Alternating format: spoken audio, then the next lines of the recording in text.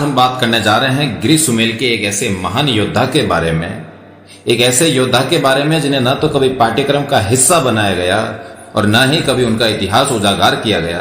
हम बात कर रहे हैं एक ऐसे योद्धा के बारे में जिनके शरीर पर 120 घाव थे। हम बात कर रहे हैं एक ऐसे योद्धा के बारे में जिन्होंने अनेक युद्धों में अपना शौर्य दिखाया। वो थे खिंवसर रियासत के राव पंचायण जी।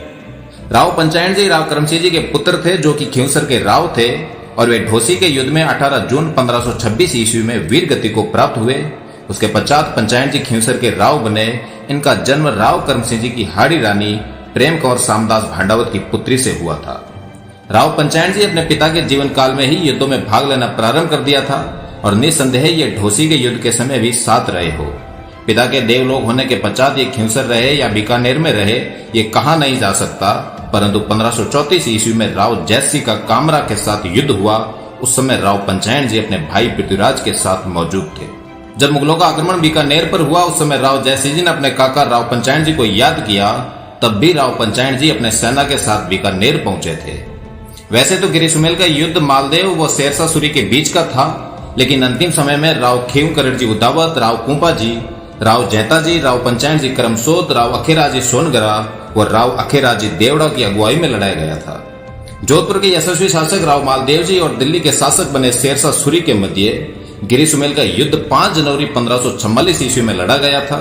इस युद्ध के अनेक कारण थे। शेरशाह की महत्वाकांक्षा और राव मालदेव जी की राज्य विस्तार की योजना इसके मुख्य कारण थे। राव मालदेव ने वीरमदेव से मेड़ता और राव जयसिंह ने बीकानेर लेकर उस पर अधिकार कर लिया था। मेड़ता के राव वीरमदेव और बीकानेर के राव कल्याणमल अपने राज्य की पुनः प्राप्ति के लिए शेरशाह से जाकर दिल्ली में मिले। शेरशाह राव मालदेव जी के विरुद्ध लड़ने के अवसर की तलाश में तो था ही, अब जब उसे अवसर मिला तो वो गंवाना नहीं चाहता था, इसलिए वो शीघ्र ही आगरा से रवाना हुआ। इसकी सूचना सबसे पहले कुपा जी को हुई, जिनके पट्टे उस समय डीडवाना था। उन्होंने खबरनवीस को भेजकर राव जी को सूचित किया और ख्यातकार लिखते हैं कि जब सरदारों की इसकी सूचना हुई तो वे युद्ध में जाने को इतने आतुर हुए और हर्षित होकर खबर लेकर आने वाले को अनेकों आभूषण देकर सम्मानित किया। इनमें खिंवसर के शासक पंचायण जी भी सम्मिलित थे। राव मालदेव जी अपनी फौज लेकर अजमेर की ओर आगे बढ़े। उनके साथ थे जैता जी, कुंपा जी, पंचायण जी और खिंव जी जैतारण। राव जी ने अपने राठौड़ वीरों के साथ गिरी में डेरा डाला और शेरशाह भी सुमेल में आकर रुका। एक बार तो राठौड़ वीरों की सेना को देखकर शेरशाह घबरा गया, परंतु वीरमदेव के कहने पर वो रुका रहा। वीरमदेव राव मालदेव जी की कमजोरी जानता था, इसलिए उसने युक्ति से काम लिया। राव मालदेव जी ने गिरी में डेरा पीछे लेना चाहा, तब जैता जी, कुंपा जी, पंचायण जी खिंवसर और खिंवा जी जैतारण ने राव जी को समझाया तथा कहा कि यहाँ तक की धरती तो राव रिडमल जी और जोधा जी के द्वारा स्थापित है, सो ये धरती हमारी बपोती है, इसलिए इसमें पीछे हम नहीं हटेंगे। अंत में डेरा गिरी में ही हुआ। इस घटनाक्रम में पंचायण जी की भी महत्वपूर्ण भूमिका रही थी, ऐसा जोधपुर राज्य की ख्यात से भी प्रकट होता है। वीरमदेव जी की युक्ति काम आ गई। उन्होंने बादशाह से कहा कि आप जरा भी चिंता न करें, मैं अभी मालदेव जी को केवल चतुराई व बातों से ही भगा देता हूँ। इससे बादशाह का कुछ धैर्य बंधा। वीरमदेव जी ने बादशाह से 1 लाख फिरोजशाही सुनहरी मोहरें लेकर राव मालदेव जी की सेना में बेचने को भेजी, जो वहां से 8 मील के फासले पर थी। उस समय फिरोजशाही मोहर का मूल्य 19 रुपए था, तो उन्होंने 17 रुपए में ही बेच दी। इसके बाद 100 डाले मंगवाई और 100 ही शाही फरमान बादशाही मुंशियों से लिखवा कर उनकी गद्दियों में सिलवा दिए। वे भी व्यापारियों द्वारा राव जी की सेना में उनके सरदारों में बिकवा दिए गए। जब यह मनचाहा कार्य पूरा हो गया, तब राव वीरमदेव जी ने राव मालदेव जी को एक गुप्त पत्र लिखा कि आपने मेरा मेड़ता राज्य छीन लिया, इसलिए उसको वापस लेने के लिए मुझे प्रबल सम्राट का आश्रय लेना पड़ा। पर आपके सब सरदार न जाने क्यों बादशाह के सेवक बने हैं। हजारों सोने की मोहरें उनके भेजी हुई ली है। यदि आप इन सरदारों की ढाले मंगवाकर गद्दियों को चीरे तो सब भेद आपको मालूम हो जाएगा। राव मालदेव जी को पत्र पढ़ते ही संदेह हो गया और इस बात को नीचे करने को उसी समय कई जासूस अपनी सेना में भेजे। उन्होंने भी खोज कर निवेदन किया कि अपनी सेना में बादशाही मोहरें बहुत आई है।